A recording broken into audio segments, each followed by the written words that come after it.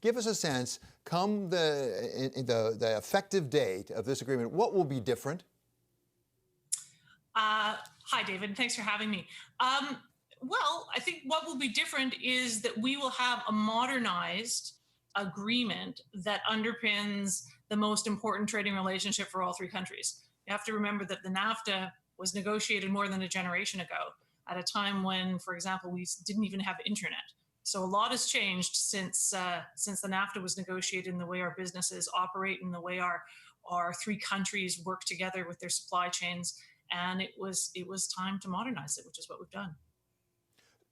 So was Trump right that in fact NAFTA needed to be replaced, or is this more a matter of avoiding a breakdown in economic relations between the United States and Canada? I think that the agreement needed to be modernized for sure.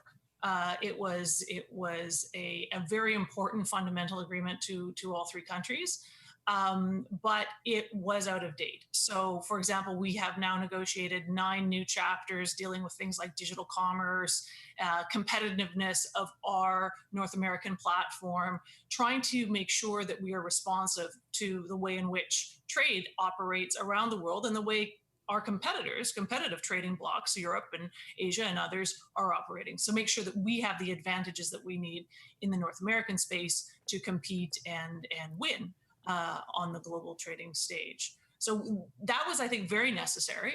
And we've also done some really important work on labor and environment provisions and made them completely strong and binding, some of the strongest commitments out there in the world, which is also really important to incentivize countries and companies to make sure that workers are receiving fair wages for the work that they do, and that we are protecting our environment as we are advancing our economic prosperity. Madam Ambassador, trade harmony is something I think we all want to pursue. At the same time, even before this agreement goes into effect, we have now talk coming out of the United States about possible new tariffs going into effect once again on steel and aluminum from Canada. Where does that stand right now? Yeah, we were having good discussions with the U.S. on this and with the USTR on this.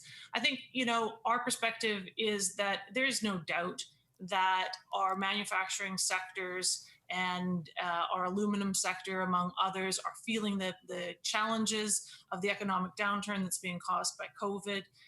Everybody's feeling that, and we're all adjusting to that. And so now's actually the time that we should be working together, and we should be mutually reinforcing. It's not the time to start putting into place expensive additional tariffs that are just going to jack up the prices for our manufacturers. Madam Ambassador, if you would, give us some peek into that discussion that's going on back and forth between Canada and the United States. Very specifically, your Prime Minister, Mr. Trudeau, today said that reinstating aluminum tariffs would only hurt the United States. What's the argument to the United States that says, no, you don't want to do this for your own sake. You don't want to impose aluminum tariffs?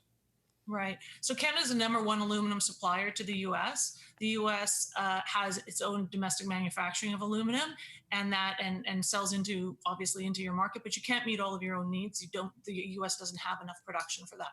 And so Canada, as a neighbor, as a country that is able to supply reliable, dependable, affordable aluminum, has always been an important partner in the manufacturing sector for the United States. In fact, some of our aluminum smelters were created in the Second World War in order to supply the U.S. military with the aluminum that it needed for your military manufacturing.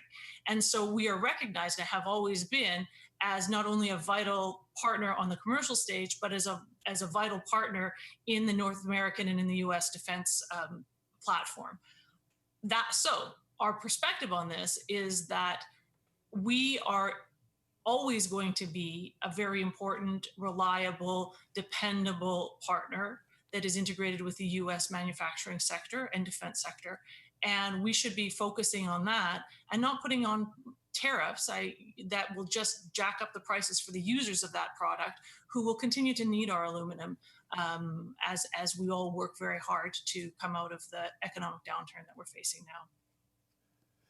Ambassador Hillman, another point of contention over the years between the United States and Canada in trade has been dairy.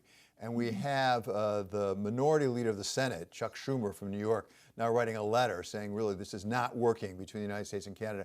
What does the USMCA do, if anything, to relieve some of that pressure? Because I know this is really politically important to Canada. Sure. It is. It's very politically important to Canada.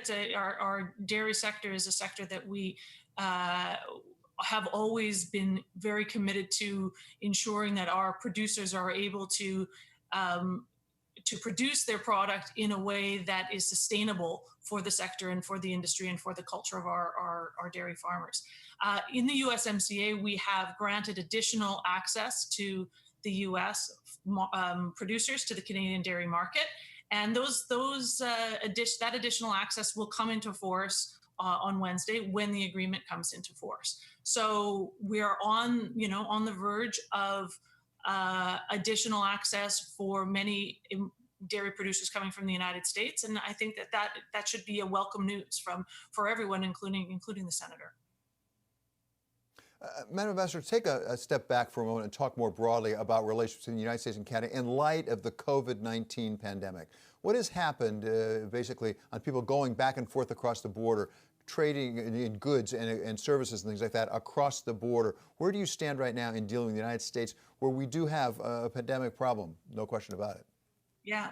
Well, look, the really good news is that back in March, Canada and the United States were able to come together very cooperatively and decide that we wanted to restrict traffic back and forth across our borders because we were both working to manage the pandemic within our own countries. And in order to get a handle on that and see what was happening and make sure that our systems were able to support our citizens while we sought to reduce the curve, we decided cooperatively and very efficiently to continue to allow commercial travel, continue to allow transport and trade, and keep our supply chains operating. But we asked our citizens, each of us respectively, to not be traveling for non-essential and recreational purposes at this time. And the really good news is that these measures are working. They're really working. So we have, as our economies are starting to come back online, we have supply chains that are ramping up, including, in sectors where those supply chains depend very heavily on the ability of Canadians and Americans to cross back and forth across the border to feed those supply chains. So we've seen quite a significant reduction in non-essential travel, but we've seen a very small reduction in commercial travel, mostly attributed to, in fact, the economic slowdown. And as the as our economic recovery continues, what we're seeing is that the commercial travel is coming right back up to historical levels. So to my mind, it's a huge success story of our cooperation between our two countries. Maybe just one other thing to mention on the border. So the actual management of the border has happened incredibly cooperatively, but we also have Canadians and Americans who are essential workers traveling back and forth, non-commercial workers. So, for example, we have thousands of Canadians who work in the healthcare field as nurses and doctors who travel to the U.S. every day to care for American patients and then come back to Canada at night. And these are people who live in border communities who have had those professions for a very long time.